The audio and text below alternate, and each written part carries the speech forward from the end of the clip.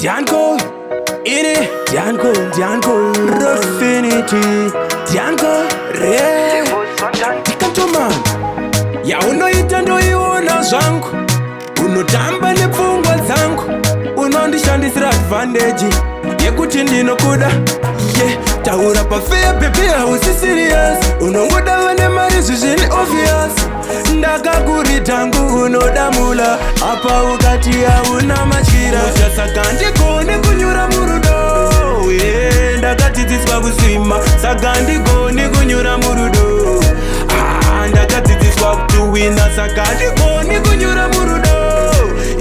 Ndakadzidziswa kusvima, saka ndigone kunyura murudo. Yemino, mune maskrepa emoyo tokuziyai, muri maheartbreaker imbomirai.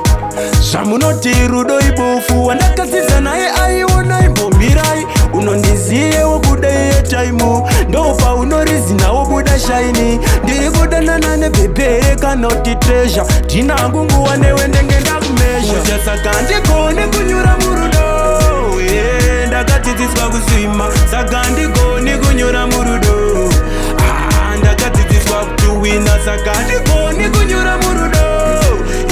Ndakadzidziswa kusvima, saka ndigone kunyura murudo.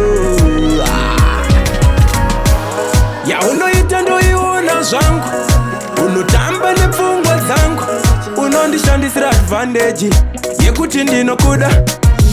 Taura pafeya baby hausi serious, unongoda vane mari zvizviri obvious. Ndakakurita ngu unodamula, apa ukati hauna matyira.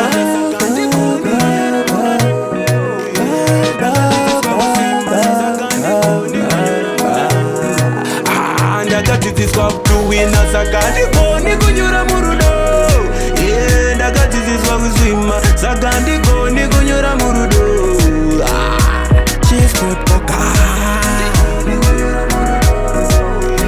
Andanyore zvemhanya, nyange ukanfixa iwe. Andanyore zvemhanya, cause you're not that good fix, are you?